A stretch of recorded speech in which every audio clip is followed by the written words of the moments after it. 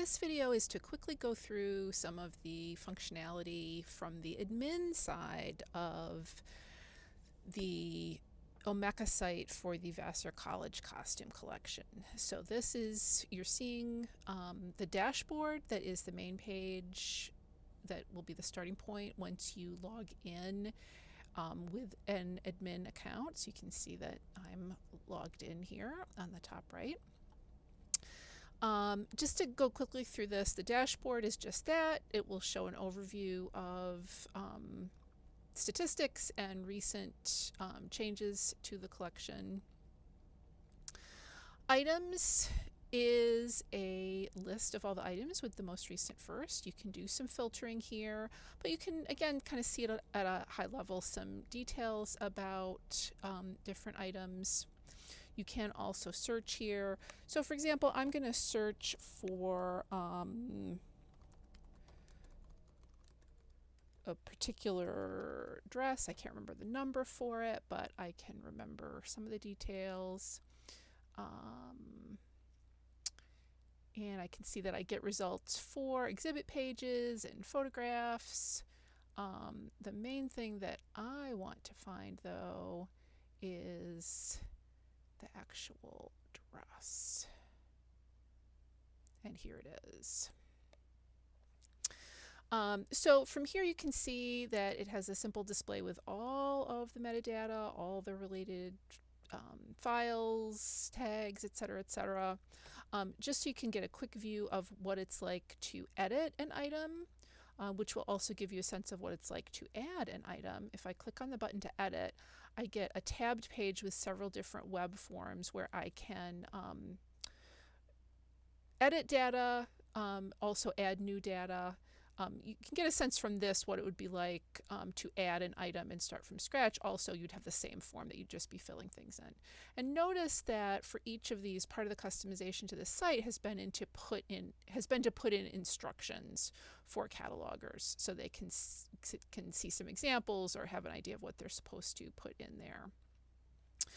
For some elements, let me scroll down to see where I can show you an example. Some elements here, so for example for medium, it's better to put each one in as a separate input so they all can be searched separately, and so you can add inputs and add different terms. And note that each of these, that many of these specific fields are using these controlled vocabulary drop-down lists that you can choose from those existing vocabularies. That's coming from the Simple Vocab plugin that you can see on the left hand side here. But lots of different types of metadata you can fill in. That's the tab for the Dublin core. The item type metadata is where the costume core metadata comes in, stuff that is really specific to costume objects or for other kinds of objects. For example, if you had photographs or patterns, for example, there would be other kinds of item type metadata that you would fill in here. There's a files tab, which is where you can see the files that are already attached and reorder them if you like, but you also can add files at the bottom. Also a place to add tags to specific items, and if you want to put it on a map, you can note the geographic location. Finally, there's a place to say what collection it goes into. So for costumes, that's going to be costumes and textiles, but for example, if you had a photograph, you'd want to put it in the photographs collection, things like that. So that gives you a sense of what you can do through the items tab. Just to quickly go through these others, collections is an overview of all the different kinds of collections, and you'll note that not all of these are public. So you can see all the collections. Also, if you were to click on the number, would show you all those things that are under that number, all the things that are within that collection. But there are also some edits you can make here to the description of the collection at the top level. One thing that's important here is to that it points out things that aren't in a collection, and sometimes that's something, especially with student catalogers, that they forget to do. So this is a quick place that you can see all the things that aren't in a collection and assign them to a collection as needed. Item types has to do with what kinds of metadata go with different types of things. So for example, coming down here, you can see that we've added a special type for costume, a three-dimensional clothing artifact that has, very specific data associated with it. And we can see that there are 822 items in this collection that are of that type. Tags is a place to manage tags. So this is a place that you could actually edit tags, and everything that's tagged with that tag would be edited the same way. Simple pages is where you can create those simple text pages. So for example, for the About page, I could click in to edit that if I wanted to do that. There's also some special functionality here using a plugin that I created to be able to have some tables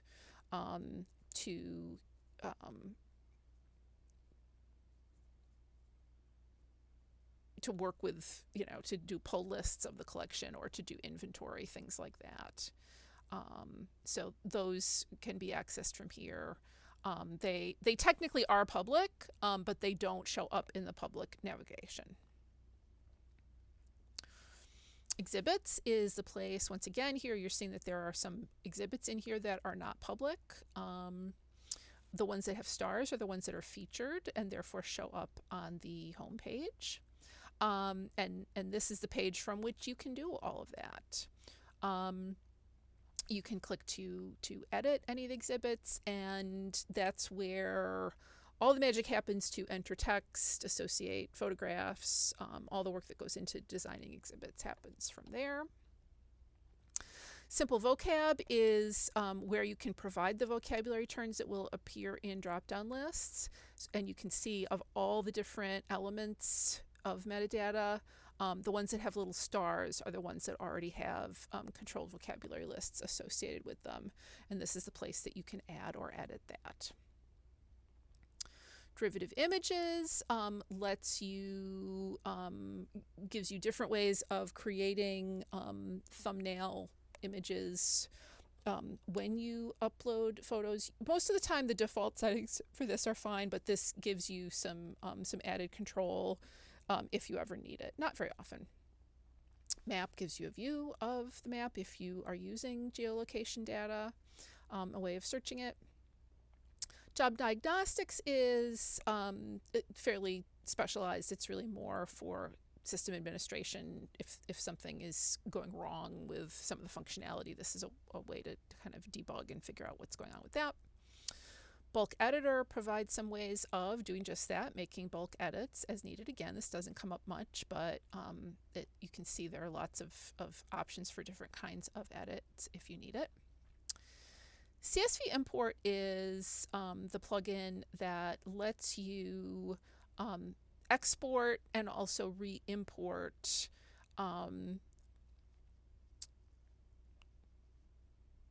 data in bulk. So for example, and I should say actually this is more the import side, there's other functionality that allows for export, but then you could use this to re-import if you wanted to do as another way of making some bulk edits or bulk additions to the collection. The history log keeps track of what has been done recently. So you can see here there's some changes that I made. Here we can scroll down a little further, see some changes that a student made, and you can easily see which items were affected and what data was edited on them. And there are also ways to kind of filter through that, but it's nice to be able to see, at a high level kind of what's happened recently. Manage elements is a way to do just that for all of the different kinds of metadata, make changes as needed to that.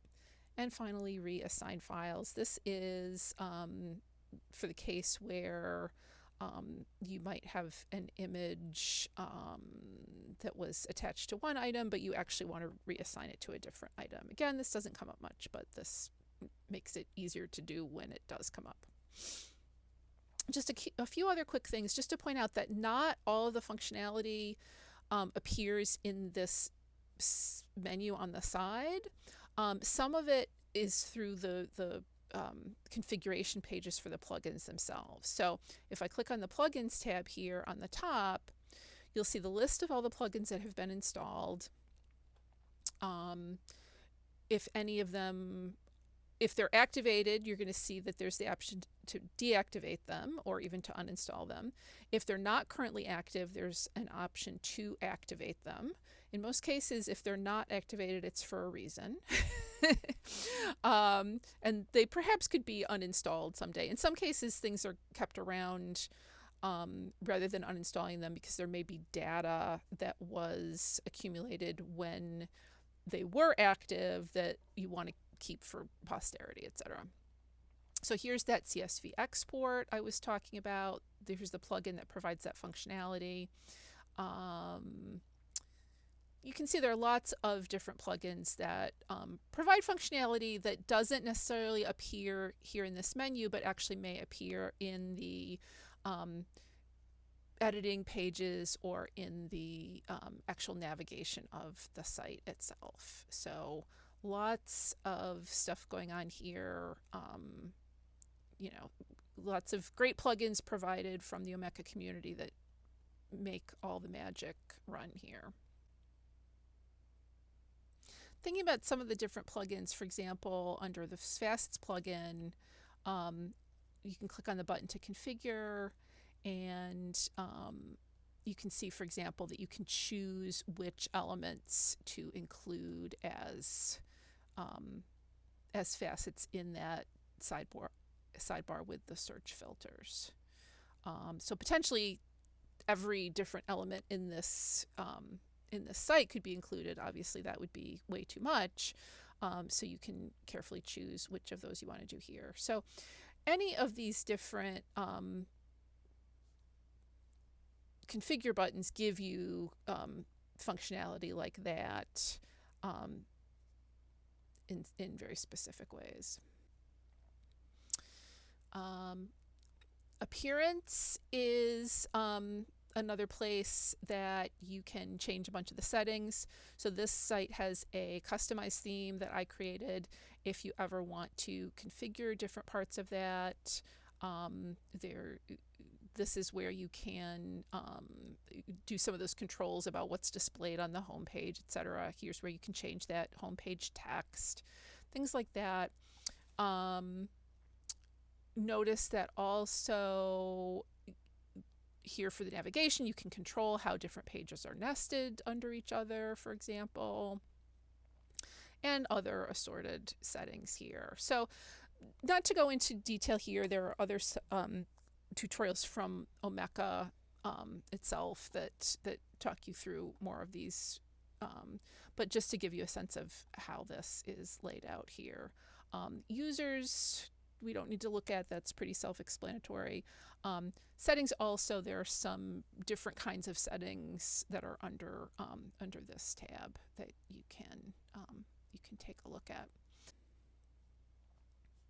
All right, let's go back to the dashboard. I think that gives you a good overview of the back end of the Vassar site.